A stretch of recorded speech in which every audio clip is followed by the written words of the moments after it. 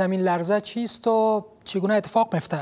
آقای لطفالله صافی استاد زمین شناسی دانشگاه کابل با ما هستند. خیلی زیاد خوش آمدید آقای صافی. فکر میکنم که فعلا نیاز بیشتر به این شده که اول بفهمیم که خود زمین لرزه چی است و چطور اتفاق میفته.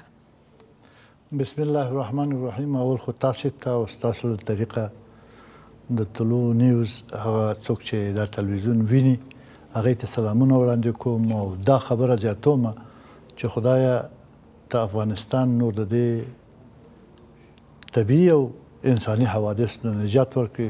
څوک چې په دې واقعو کې له منځه تللي د هغې ته جنت غواړو او څوک چې د هغې خپلوان دي هغې ته تسلیت ارزو کوو. نو صاحب اوله خبره دا وکړم د حوادث په افغانستان کې د دې مطالعه په دې باندې پوهېدل د دې لوستل ډېره اوږده سابقه نه لري. زه په 1950 میلادي کال کې چې امریکې له لاړم نو اول ځل د محیط زیست یو کورس مې واخیسته.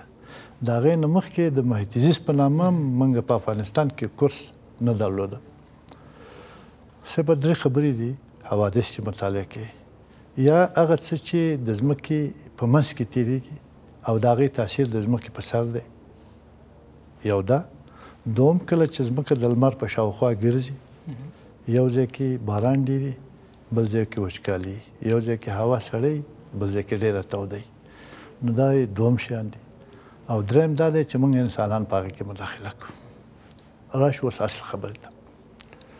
دا ځمکه چې موږ او تاسو پې ژوند کوو د دې لاندې یو غیر قابل نفوذ طبقه ده. یعنې معنا د دې خبرې دا ده چې د دې ځمکې چې دا خاوره موږ او تاسو پې کرنه کوو یا ځنګلونه پکې د دې نه لاندې د ډبرو ډېرې لویې تختې دي. دا تختې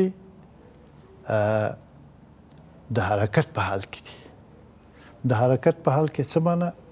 مثلا د امریکا او امریکای شمالي او اروپا په منځ کې فاصله په کال کې 3 سانتي متره اضافه کیږي. 3 سانتي متره په کال کې دونه فاصله نه ده. خو که دا په جیولوژیکي عمر حساب کو چې 4.5 میلیونه کاله کیږي او په هغې کې 3 سانتي متره په کال کې ضرب کو دا ډېر زیات سرعت دی. یعنې چې دا ځمکه د دې نه زیات سرعت نشي قبلولی. نو بناءً یو خبره دا ده چې دا پلیټونه فاصله اخلي، پلیټونه یو بل تر څنګ حرکت کوي او پلیټونه یو د بل لاندې واقع کیږي. نو خطرترینه زلزله هغه ځای کې واقع کیږي چې یو پلیټ د بل پلیټ لاندې واقع شي. او افغانستان کوم شی چې تهدیدوي هغه د هند د نیمې لویې وچې پلیټ دی چې د اسیا د پلیټ لاندې راځي او دا همدا علت دی چې د هندوکش او هیمالیا غرونه ارتفاع اخلي. که شما از لحاظ موقعیت هم در واقع مشخص است که در مناطق مثل هندوکش و هیمالیا در واقع زلزله خیز است. میشه بگوین آقای صافی که آیا ما برابر تعداد انگشتای ما کسایی را داریم که در افغانستان بیاین علمی درس خوانده باشن، محاسبه بکنن و روی موضوعات مثل رویدادهای طبیعی، زمین لرزه گپ بزنن؟ که زه اوس داسې خبره وکړم چې د جیولوژي داسې ماهر چې په نړیواله سطحه یا د منطقې په سطحه مقابله وکړي یا به نه او که یې ډېر کم وي او هغه چې ډېر کم دي هغې ته څوک ارزښت هم نه ورکوي. او همدا علت دی چې پوهنتونونه له ډېره توجه نه کېږي. زه تاسو له 2 خبرې وکړم. حادثه چې وشي زه راځه یو خبره بله وکړم بیا دې ته راشم. دا زما 2 لاسونه دي. د دې نه هره ورځ، هره میاشت، هر کال 4.5 کاله اوبه، باد او یخچال مواد وړي او هغه ځای کې چې د ټول نه ټیټ دی چې هغه بحرونه دي هلته ترسب کوي. بناءً د دې دواړو د ترازو پله فرق کوي. دلته مواد زیاتېږي دا چې کته لاړ شي دا باید پورته لاړ شي. بله خبره دا د سکندنیو هېوادونه خو به موږ او تاسو نومونه اورېدلي. دلته وخت چې یخچالونه ډېر زیات شو نو بناءً دلته فشار په دې پلیټونو زیات شو دا ښکته لاړه. و چې ګلوبل وارمنګ دی دا یخچالونه ولې کېږي دا بېرته خپل ځای نیسي. نو زما عرض دا دی چې اوله خبره چې دا پلیټونه هره ورځ هره دقیقه او هر ثانیه په حرکت کې دي او په کال کې د 1 میلیون نه اضافه زلزلې په جهاد کې کېږي خو هغه زلزلې چې فشار یا شدت د 8 درجو په اندازه په کال کې کېدای شي ووشي. در این اواخر زمانی که رخدادهای طبیعی در واقع اتفاق میفته و ظاهرا پس از این هم پیشبینی‌های ممکن صورت بگیره از رخدادهای طبیعی مثل زمین لرزه، یکی از مواردی است که سطح آگاهی شهروندان باید نسبت به رویدادهای طبیعی بلند باشه تا که از تلفات بعدی پس از رخدادهای طبیعی مثل زمین لرزه جلوگیری شود. آیا ما چنین هست؟ یعنی میفهمیم که زمین لرزه چیست، چگونه نکات ایمنی را باید مراعات بکنیم، چطور باید جان انسان ها محفوظ نگه داشته پس از این رخدادها؟ وضعیت ما چطور است؟